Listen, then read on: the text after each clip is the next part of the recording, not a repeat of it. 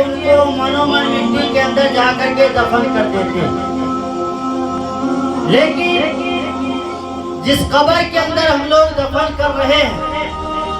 وہ قبر بذات خود نہ تو جنت ہے نہ ہی جہنم ہے،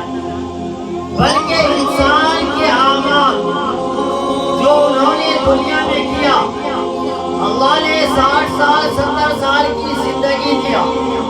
اور اس 60 سال اور 70 سال کی زندگی میں اللہ تبارک و تعالیٰ کی کتنی فرما برداری کی اور اللہ کی کتنی نافرمانیاں کی ہے، وہاں جانے کے بعد ہمارے اعمال کا حساب و کتاب لیا جائے گا، ہماری زندگی کے فیصلے کیے جائیں گے، اور وہاں پر اللہ تبارک و تعالیٰ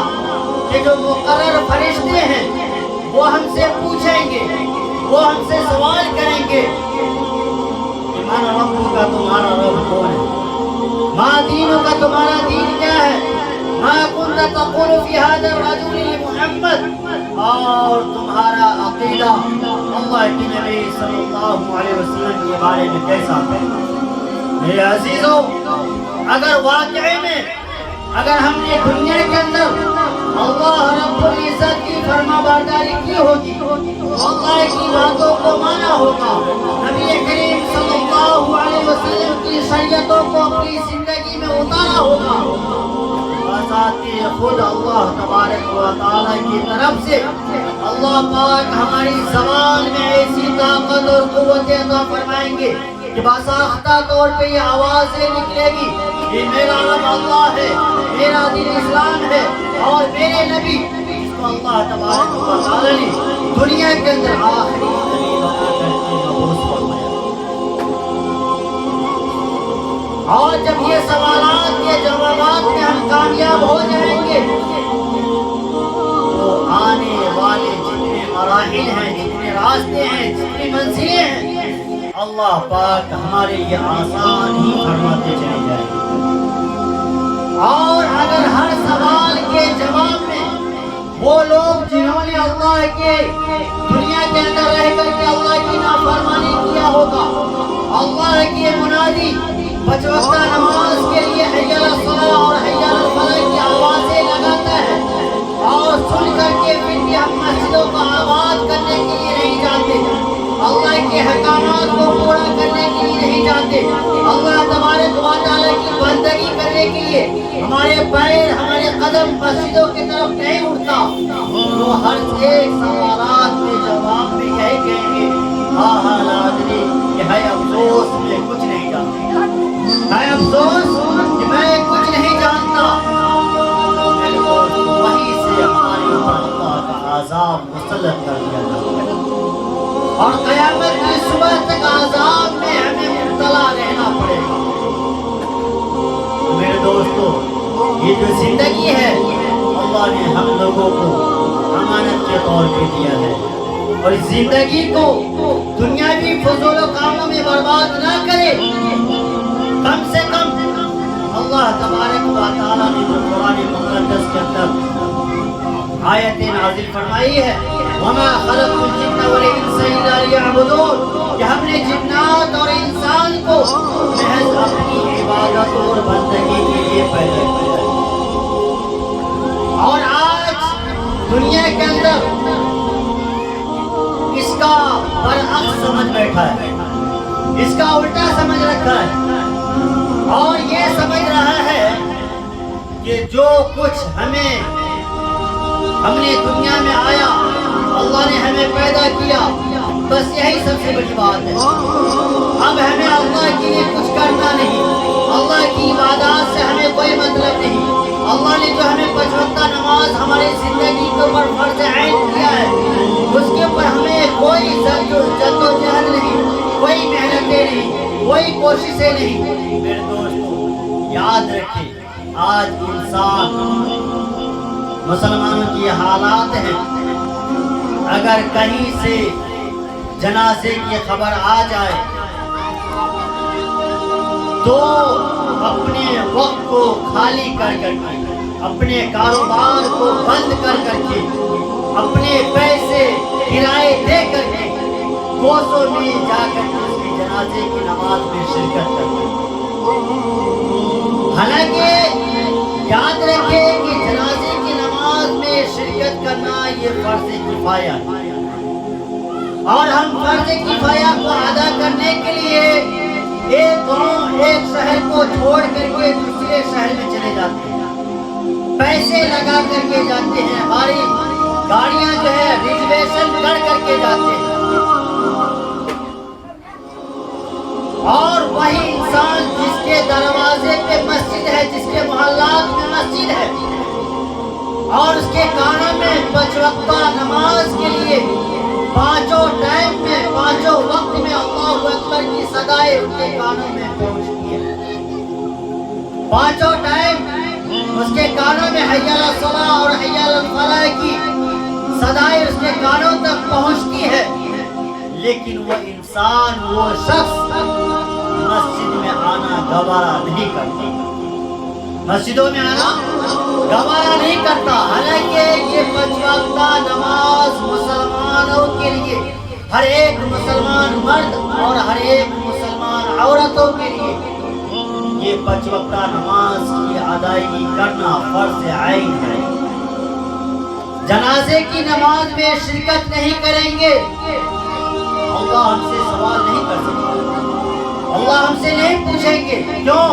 کہ جنازے کی نماز میں شرکت کرنا فرض کفایہ ہے، بستی کی طرف سے کوئی ایک بھی جا کر کے ادا کر لے تو پورے بستی کی طرف سے حق ادا ہو جاتا ہے، لیکن اگر ہم اپنی نماز جو اللہ نے ہماری زندگی کے میں فرض کیا ہے اس کو ادا نہیں کریں گے تو اللہ کے یہاں بڑی سخت پکڑ ہوگی۔ اس لیے اللہ تبارک و تعالی نے قرآن مقدس کے اندر آیت کریمہ نازل فرمایا، یا ایھا الذین آمنوا ادخلوا فی السلم کافہ ولا تتبعوا خطوات الشیطان انہ لکم عدو مبین۔ تو اللہ تبارک و تعالی نے فرمایا قرآن مقدس کے اندر کہ اے ایمان والو پوری طور سے ایمان میں داخل ہو، مکمل طریقے سے ایمان میں داخل ہو جاؤ، ولا تتبعوا خطوات الشیطان، اور شیطان کے نقش قدم پہ نہ چلو، شیطان کی پیروی نہ کرو، کیوں؟ یہ شیطان جو ہے تمہارا کھلا دشمن ہے،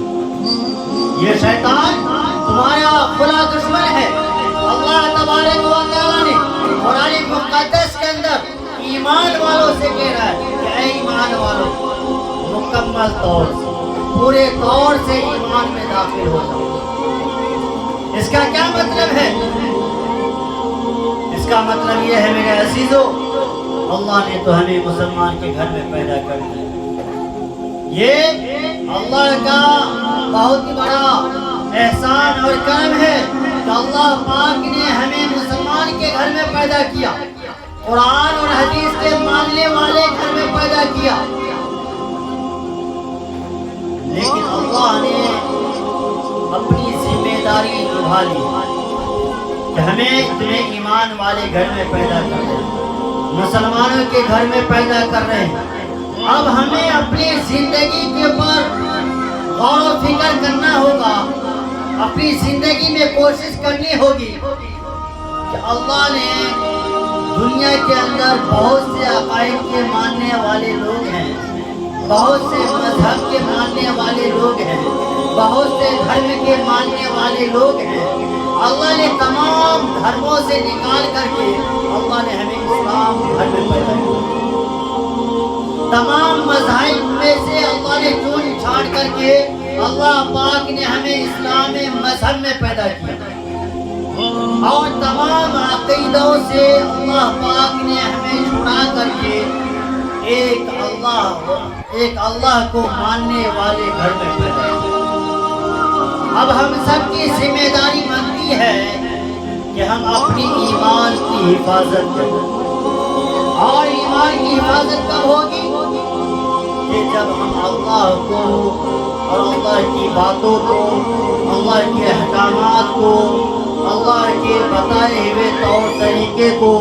نبی کریم صلی اللہ علیہ وسلم کی سنتوں کو اگر ہم اپنی زندگی میں اتاریں گے، اس کے اوپر عمل کریں گے، انشاءاللہ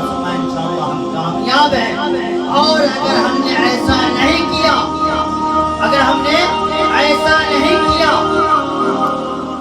تو اللہ نے جو آگے فرمایا کہ وَلَا تَتَّبِعُوا خُطُوَاتِ الشَّيْطَانِ، کہ تم شیطان کے نقش قدم پہ نہ چلو. کیوں؟ کہ یہ شیطان جو ہے تمہارا کھلا دشمن،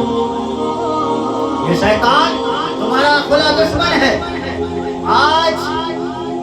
ابھی صورتحال دیکھ لیجیے، یہ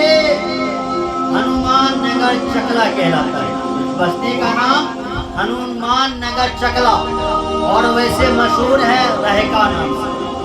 150 گھر کی آبادی ہے، لیکن یہاں دین کی باتیں ہو رہی ہیں، قرآن کی باتیں ہو رہی ہے. ہمارے دور دراز سے علماء کرام تشریف لائے ہیں ہمیں سنانے کے لیے، ہمیں بتانے کے لیے، ہمارے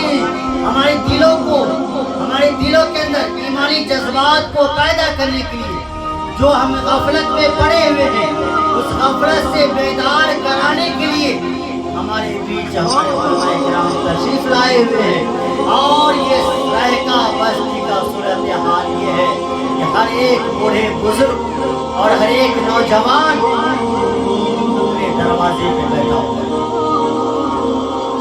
اور یہی لوگ جن کو دین کی بات سننا پسند نہیں آتا، یہی لوگ علماء کرام کے انگلیاں اٹھاتے ہیں، علماء کرام کی توہین کرتے ہیں، علماء کرام کی بدنامیاں کرتے ہیں. حالانکہ وہ دروازے پہ بیٹھا ہوا ہے، وہ کوئی کام کاج نہیں، لیکن اتنی بھی فرصت نہیں ہے کہ ہمارے بڑے بڑے اکابرین ہمارے بیچ ہمارے علماء کرام تشریف لائے ہیں تو کم سے کم ہمارا دل مردہ ہو چکا ہے. کم سے کم ان کی باتوں کو سن کر کے دل کے اندر جو جنگ لگا ہوا ہے اس کو مٹانے کی کوشش کریں. میں آپ لوگوں سے ادباً گزارش کرتا ہوں کہ اللہ کے بندے ابھی ہمارے بیچ ہمارے علماء کرام جامع مسجد کے مولانا وسیم اکرم صاحب تشریف لا چکے ہیں، اور اسی طریقے سے مولانا نثار احمد صاحب بھی تشریف لا چکے ہیں، اور اسی طریقے سے حافظ و قاری جمیل احمد صاحب وہ بھی تشریف لا چکے ہیں. میں آپ لوگوں سے رہکا بستی کے لوگوں سے درخواست کرتا ہوں، بڑے بزرگ سے نوجوانوں سے، کہ اللہ کے واسطے اس وقت کو قیمتی سمجھتے ہوئے اپنی زندگی کا کچھ وقت نکال کر کے دین کی باتوں کو سنیں اور اس کے اوپر عمل کرنے کی کوشش کریں. بات کرنی کچھ بات تو